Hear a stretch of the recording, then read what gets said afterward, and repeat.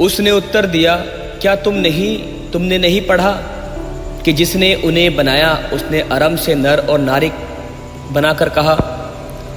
इस कारण मनुष्य अपने माता पिता से अलग होकर अपनी पत्नी के साथ रहेगा और वह दोनों एक तन होंगे।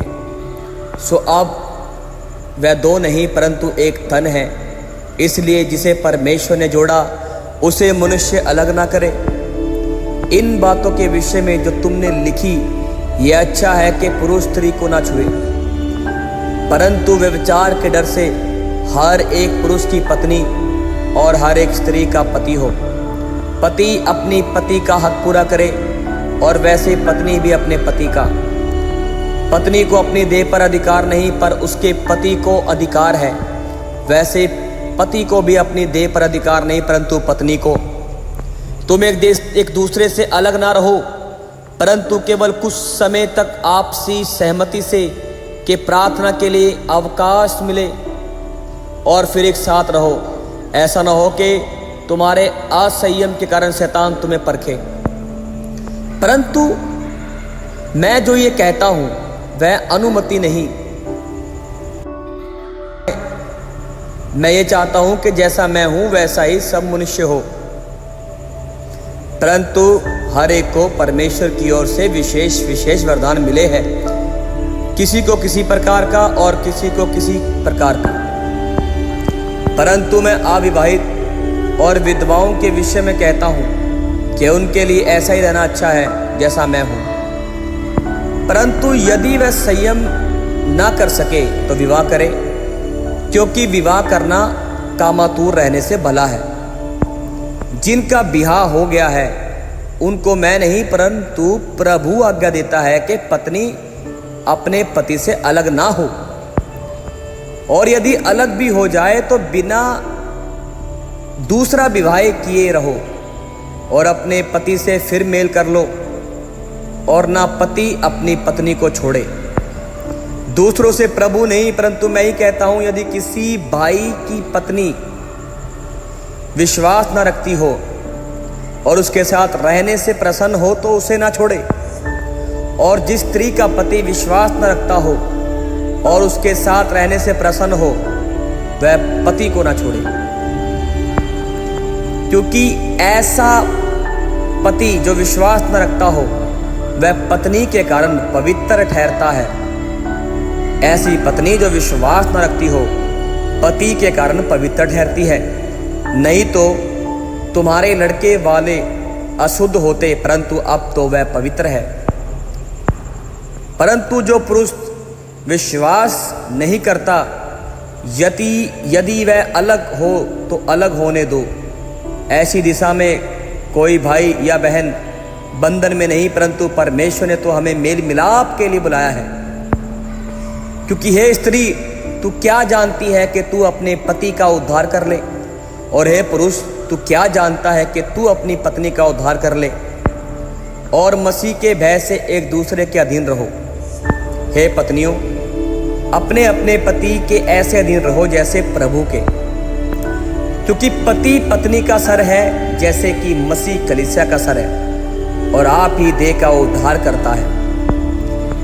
पर जैसे कलीसिया मसीह के अधीन है वैसे ही पत्नियां भी हर बात में अपने पति के अधीन रहे। हे पतियों, अपनी अपनी पत्नी से प्रेम रखो, जैसा मसीह ने भी कलीसिया से प्रेम करके अपने आप को उसके लिए दे दिया है, कि उसको वचन के द्वारा जल के स्नान से शुद्ध करके पवित्र बनाए, और उसे एक ऐसी तेजस्वी कलीसिया बनाकर अपने पास खड़ी करे जिसमें ना कलंक ना झुरी ना कोई ऐसी वस्तु वरन पवित्र और निर्दोष हो। इसी प्रकार उचित है कि पति अपनी अपनी पत्नी से अपने देह के समान प्रेम रखे। जो अपनी पत्नी से प्रेम रखता है वह अपने आप से प्रेम रखता है, क्योंकि किसी ने कभी अपने शरीर से बैर नहीं रखा वरन उसका पालना पोषण करता है, जैसा मसीह भी कलीसिया के साथ करता है, इसलिए कि हम उसकी देह के अंग हैं। इस कारण मनुष्य माता पिता को छोड़कर अपनी पत्नी से मिला रहेगा और वे दोनों एक तन होंगे। यह भेद तो बड़ा है, पर मैं मसीह और कलीसिया के विषय में कहता हूँ। मैं तुम में से हर एक अपनी अपनी पत्नी और अपने समान प्रेम रखो, और पत्नी भी अपने पति का भय माने। पर तुम में से हर एक अपनी पत्नी से अपने समान प्रेम रखो, और पत्नी भी अपने पति का भय माने। हे पत्नियों, जैसा प्रभु में उचित है वैसा ही अपने अपने पति के अधीन रहो। हे पतियों, अपनी अपनी पत्नी से प्रेम रखो और उनसे कठोरता ना करो। इसी प्रकार बूढ़ी स्त्रियों का चाल चलन पवित्र लोगों सा हो, दोष लगाने वाली, पियक्कड़ नहीं पर अच्छी बात सिखाने वाली हो, ताकि वह जवान स्त्रियों को चेतावनी देती रहे कि अपने पतियों और बच्चों से प्रीति रखे, और संयमी पतिव्रता, घर का कारोबार करने वाली, भली और अपने अपने पति के अधीन रहने वाली हो, ताकि परमेश्वर के वचन की निंदा न होने पाए। विवाह सब में आदर की बात समझी जाए और बिछोना निष्कलंक रहे, क्योंकि परमेश्वर व्यभिचारियों और पराई स्त्री गमों का न्याय करेगा। हे पत्नियों, तुम भी अपने पति के अधीन रहो, इसलिए कि यदि उनमें से कोई ऐसा हो जो वचन को ना मानता हो, तो भी तुम्हारे भय सहित पवित्र चाल चलन को देखकर बिना वचन के अपनी अपनी पत्नी के चाल चलन को द्वारा खींच जाए, और तुम्हारा श्रृंगार दिखावटी ना हो, अर्थात बाल गुतना और सोने के गहने या भांति भांति के कपड़े पहनना, परंतु तुम्हारा छिपा हुआ और गुप्त मनुष्यत्व नम्रता और मन की दीनता की अविनाशी सजावट से सुसज्जित रहे, क्योंकि परमेश्वर की दृष्टि में उसका मूल्य बड़ा है।